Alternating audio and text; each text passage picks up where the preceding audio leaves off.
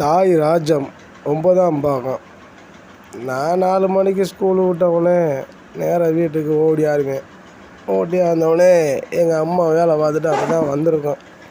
வந்தவுடனே அதுகிட்ட 5 ரூபாயை வாங்கிக்கிட்டு நேராக ஆற்றுக்குள்ளே ஓடிடுவேன். ஏன்னா நட்பு தானே அப்போ பெருசு. அந்த நட்பை தேடி ஆற்றுக்குள்ளே ஓடிடுவேன். பகல்லாம் படிப்பேன். அப்போல்லாம் யார் விட்டாலும் போக மாட்டேன்.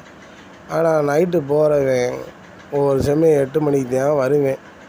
8 மணிக்கு வந்தவுடனே எல்லா பேரும் படுக்கிற பொசிஷனில் இருப்பாங்க. நானும் சாப்பிட்டுட்டு அவங்களோட உட்காந்து இந்த பீங்கானை வச்சு விளாடுவேன். பீங்கானை வச்சு கலர் சேர்க்குற விளையாட்டு நானும் எங்கள் அக்காவும் விளாடுவோம். நானும் எங்கள் அக்காவும் விளாண்டுக்கிட்டு இருக்கையில் எங்கள் அக்கா விளையாட்டு போக்கில் நான் தான் ஜெயிச்சிட்டேன். இல்லை நான் தான் ஜெயிச்சிட்டேன்னு சொல்லி என்னை பீங்கா வலையில் வச்சு வவுத்தில் அறுத்து விட்டுரும். அறுத்து விட்டவுடனே எங்கள் அம்மா தூக்கிக்கிட்டு குடல் கொட்டுற அளவுக்கு இருக்குது. தூக்கிக்கிட்டு எங்கள் அப்பாட்ட போய் தையலை போடுது. எங்கள் அப்பா ஒரு கம்பவுண்டரு தான். ஆனால் ஏரியாவுக்குள்ளே அவர் தான் டாக்டர்னு அவரான்னு சொல்லுவார்.